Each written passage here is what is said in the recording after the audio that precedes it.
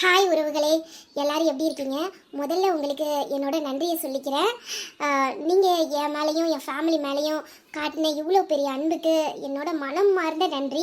நான் ரொம்ப ரொம்ப சந்தோஷமாக இருக்கேன். என்னடா எப்போதும் ஃப்ரெண்ட்ஸுன்னு சொல்லுவா, திடீர்னு என்னடா உறவுகளே அப்படின்னு சொல்கிறாளேன்னு நீங்கள் நினைக்கலாம்.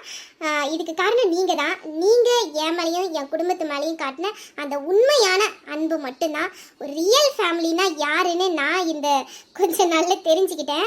என் அம்மாவுக்கு உடம்பு முடியாமல் இருந்தப்போ என் ஃபேமிலி அளவில் எனக்கு அந்த அளவுக்கு சப்போர்ட் கிடைக்கல. எனக்கு ஆறுதல் சொல்லவும் என் அம்மாவோட நலனை பற்றி விசாரித்த நிறைய பேர்னா அது நீங்கள் தான். முகம் தெரியாத, அறிமுகம் இல்லாத உங்களோட அந்த வேண்டுதல் தான் இப்போ என் அம்மா நல்லா இருக்கிறதுக்கு காரணம். உண்மையான உறவுகள்னா நீங்கள் மட்டும்தானே நான் சொல்லுவேன். இப்போ அம்மா எப்படி இருக்காங்க, நல்லா இருக்காங்களா, அவங்க உடம்பெல்லாம் சரியாயிட்டான்னு சொல்லிட்டு தொடர்ந்து எல்லாரும் கமெண்ட் பண்ணிக்கிட்டே இருந்தீங்க. இன்ஸ்டாவிலேயே நிறைய பேர் எனக்கு மெசேஜ் பண்ணியிருந்தாங்க. சாரி, நான் யாருக்குமே உடனே ரிப்ளை பண்ண முடியல, மன்னிச்சிருங்க. அது காரணம் என்னென்னா, நான் எல்லாருக்கும் அம்மாவை பற்றி டீட்டெயிலாக சொல்லணும் அப்படிங்கிறதுக்காக வீடியோவை போட்டுடலான்னு நினச்சேன். நேற்று இந்த வீடியோ போட்டிருப்பேன். நேற்று வீடியோ டைமிங் கொஞ்சம் அதிகமாக இருந்துச்சு. அப்புறம் இதையும் சேர்த்து போட்டு அதுக்கப்புறம் ஒன்றும் அப்லோட் ஆகாமல் இருந்து இல்லை லேட் ஆகிட்டுனா சங்கடமாக போயிடும். அதான் தனியாக வீடியோ போடலான்னு நினச்சிட்டு இன்றைக்கி போட்டிருக்கேன். இப்போ அம்மா நல்லா இருக்காங்க, முன்னை விட முன்னேறி வந்திருக்காங்க. அந்த காயம்லாம் இப்போ கொஞ்சம் ரொம்ப என்ன சொல்ல முடியாது, ஏன்னா உங்களுக்கு சுகர் ப்ராப்ளம் இருக்குல்ல, கொஞ்சம் ஆறி வந்திருக்கு. நான் உங்ககிட்ட சொன்னேன் அவங்களுக்கு காலை எடுக்கணும் அப்படின்னு சொன்னாங்க அப்படின்னு. நான் முதல்ல அங்கே போய் டாக்டர்கிட்ட கேட்கும்போது அவங்க அப்படி தான் சொன்னாங்க, காலை எடுக்கணும் அப்படின்னு சொல்லிட்டு.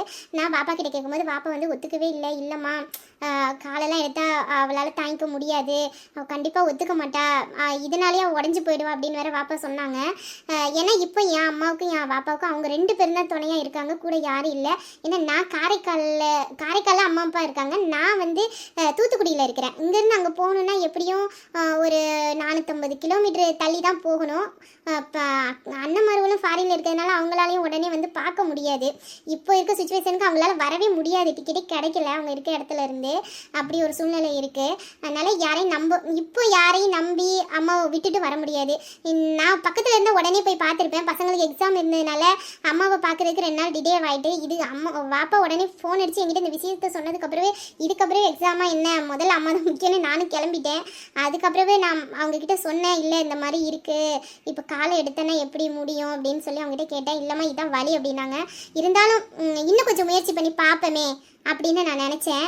எல்லா ஹாஸ்பிட்டலும் எல்லா டாக்டரும் நல்லவங்க தான், இருந்தாலும் நம்ம இன்னும் கொஞ்சம் முயற்சி பண்ணால் இதில் இருந்து நம்ம நினைக்கிறது கொஞ்சம் நடக்குமே அப்படின்னு சொல்லிட்டு தான் இன்னொரு டாக்டர் போய் இதை விட கொஞ்சம் பெரிய டாக்டர்னு வச்சுக்கோங்களேன், அவங்ககிட்ட போய் நான் கேட்கலான்னு இந்த ரிப்போர்ட்லாம் அவங்ககிட்ட காமிச்சேன். அப்போ அவங்க சொன்னாங்க ட்ரீட்மெண்ட் மூலமாக சரி பண்ணிடலாமா, நம்ம ட்ரை பண்ணலாம், நீங்கள் வந்து தைரியமாக இருங்க அப்படின்னு வந்து சொன்னாங்க.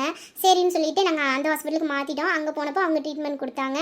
இப்போ கொஞ்சம் நார்மலாக ஆகிட்டாங்க, காலெல்லாம் எடுக்கலை, பிரச்சனை இல்லைன்னு சொல்லிட்டாங்க. இதுக்கு முக்கிய காரணம் நீங்களும் கூட தான். ட்ரீட்மெண்ட் ஒரு பக்கம் இருந்தாலும் என்னோட உறவுகள் நீங்கள் அந்த கடவுள்கிட்ட ஒரு நல்ல மனசோட என் அம்மாவுக்காக வேண்டியிருக்கீங்க. கூட இருக்கிற உறவுகளை தவிர யாருன்னே தெரியாத, அறிமுகம் இல்லாத நீங்கள் என் அம்மாவுக்காக வேண்டின அந்த பிரார்த்தனை தான் உண்மையிலே இப்படி ஒரு வாய்ப்பு என் அம்மாவுக்கு கிடச்சிருக்கு. உண்மைக்குமே இதை நான் சத்தியமில்லை, நான் மறக்கவே மாட்டேன். ரொம்ப ரொம்ப நன்றி. என் வாழ்க்கையில் இந்த மாதிரி ஒரு சுச்சுவேஷனை கடந்தது என்றைக்குமே நான் மறக்கவே மாட்டேன். உங்களோட அன்பையும் நான் மறக்க மாட்டேன். நான் அம்மா கிட்ட சொன்னேன், இந்த மாதிரி நான் வீடியோ போட்டது, நீங்கள் எனக்கு கமெண்ட் பண்ணதெல்லாம். நான் அந்த கமெண்ட்டெல்லாம் அவங்கக்கிட்ட மாறி மாறி படிக்கும் போது அவங்களுக்கு அழுவது, எனக்கு ஒரு மாதிரி அந்த படிக்க முடியல, வார்த்தை வரல. இதை கேட்டு அம்மா வேற அழுதுட்டாங்க. உண்மைக்குமே இவ்வளோ பேர் என்னோட உடம்பை பற்றி விசாரிச்சிருக்காங்களே அப்படின்னு. கூட இருக்கிறவங்க அந்த அளவுக்கு எனக்கு சப்போர்ட்டாகவே அம்மாவுக்கு இல்லை. ஆனால் யாருன்னு தெரியாது, நீங்கள் எல்லாருமே அம்மா உடம்பை பற்றி கேட்குறீங்க, நல்லா இருக்கீங்களான்னு மாறி மாறி நீங்கள் கமெண்ட் பண்ணுறதெல்லாம் பார்க்கும்போது என் அம்மாவுக்கு ரொம்ப சந்தோஷம். அவங்களும் உங்களுக்கு நன்றி சொல்ல சொன்னாங்க. அந்த பசங்களுக்கு எல்லாத்துக்குமே நான் நன்றி சொன்னேன்னு சொல்ல, அவங்களும் என் பிள்ளைங்க தான், அவங்களுக்காகவும் நான் கடவுள்கிட்ட வேண்டிக்கிறேன்னு சொன்னாங்க. நானும் உங்களுக்காகவும் உங்கள் ஃபேமிலிக்காகவும் நான் வேண்டிக்கிறேன். நான் வீடியோ போட்ட உடனே இந்த அளவுக்கு ரெஸ்பான்ஸ் கிடைக்குன்னு நான் நினைக்கவே இல்லை. உங்களோட அன்புக்கும் ஆதரவுக்கும் நீங்கள் கடவுள்கிட்ட எனக்காகவும் அம்மாவுக்காகவும் வேண்டிக்கிட்டே தான் நான் என்றைக்குமே மறக்க மாட்டேன். அம்மா இப்போ நல்லா இருக்காங்க, நான் அவங்கள பார்த்துக்கிறேன். அவங்களும் உங்களுக்கு நன்றி சொல்ல சொன்னாங்க. அப்புறம் நேற்று ஒருத்தவங்க எனக்கு 100 ரூபா போல் அம்மாவுக்கு அன்பளிப்புன்னு சொல்லி போட்டு விட்டுருந்தாங்க. அவங்க பேர் தென்றல். ரொம்ப நன்றி தென்றல். கண்டிப்பாக இந்த அன்பளிப்பை நான் அம்மா கிட்ட கொண்டு போய் சேர்த்துருவேன். ரொம்ப ரொம்ப நன்றி. உங்களோட சப்போர்ட் எனக்கு தொடர்ந்து தேவை. நேற்று வீடியோ போட்டதுமே நான் பார்த்தேன், நீங்கள் நல்ல ரெஸ்பான்ஸ் கொடுத்துருந்தீங்க. என்றைக்கும் நான் இதை மறக்க மாட்டேன். அந்த கமெண்ட்டுக்கு எல்லாத்துக்கும் சேர்த்து இன்றைக்கி நான் உங்களுக்கு ரிப்ளை கொடுத்துட்டேன். உண்மையான உறவுகள்னால் அது நீங்கள் மட்டும்தான். உங்களோட வேண்டுதல்னால தான் இப்போ என் அம்மா நல்லா இருக்காங்க. நல்லா இப்போ நல்லபடியாக உடம்பு உங்களுக்கு தேறி வந்திருக்கு. இதே போல் உங்களோட சப்போர்ட் எனக்கு எப்போதுமே தேவை.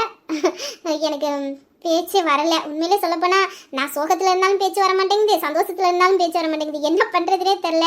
ஆனால் நான் ரொம்ப சந்தோஷமாக இருக்கேன்.